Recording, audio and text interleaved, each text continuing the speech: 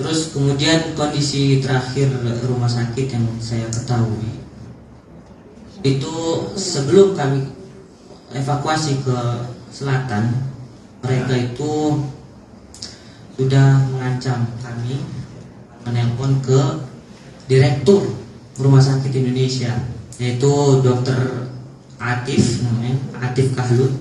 Itu menelpon ke beliau karena ucapannya gini, saya akan masuk ke rumah sakit Indonesia pada jam 4 sore. Waktu itu tanggal 22 hari Rabu November. Nah, mereka itu nelpon pagi, saya akan masuk jam 4 ke rumah sakit Indonesia, maka kalian sebelum jam 4 itu harus mengosongkan rumah sakit. Kata dokter, kata dulu masih ada pasien sekitar 200 dan karyawan juga masih banyak yang di Indonesia sih. Terus kami gimana?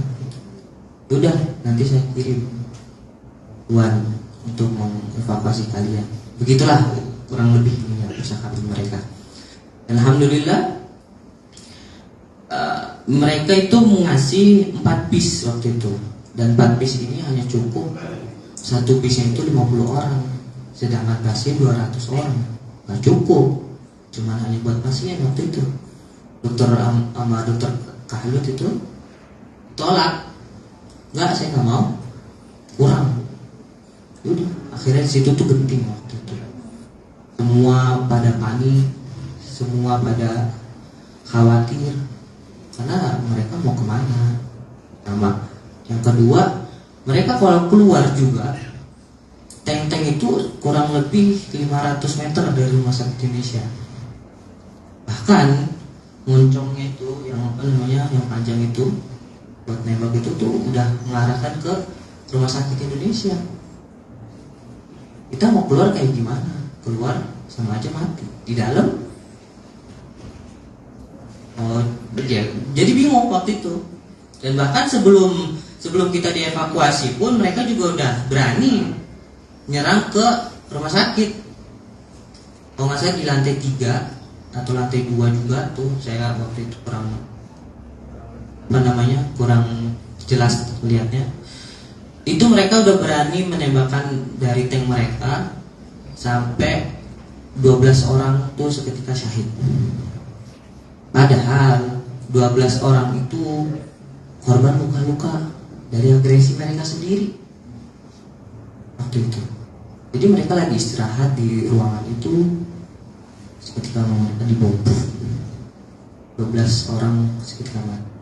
Dan saking mencekamnya itu, jasadnya itu 2 hari belum dikubur.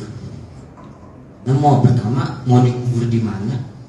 Yang kedua, siapa yang menguburin sebanyak itu 12 orang? Itu kondisi waktu itu. Dan terus kita mengalami mencekam, khawatir, takutan waktu itu. Dan alhamdulillah atas izin Allah juga, atas pertolongan Allah, karena pertolongan Allah itu dekat. Alhamdulillah habis zuhur saya habis juga berdoa dan kawan dan teman-teman kami, semua orang yang ada di sana. Alhamdulillah tidak hanya 4 bis yang datang waktu itu, bahkan ditambah dengan kalau nggak salah tuh 11-an mobil ambulan yang datang. Semua tuh waktu itu udah pada siap di basement untuk keluar. Nah kan kalau bisnya langsung datang itu mereka langsung keluar biar gampang, karena saking mencekamnya itu. Alhamdulillah waktu itu kita langsung dapat bis ini, bis nomor 1. Dan ketika itu di bis itu juga kami bersama orang-orang yang luka, orang-orang yang kakinya buntung, orang-orang yang udah gak bisa jalan. Terus bahkan ketika itu satu bis itu kita sama orang-orang yang sekarat.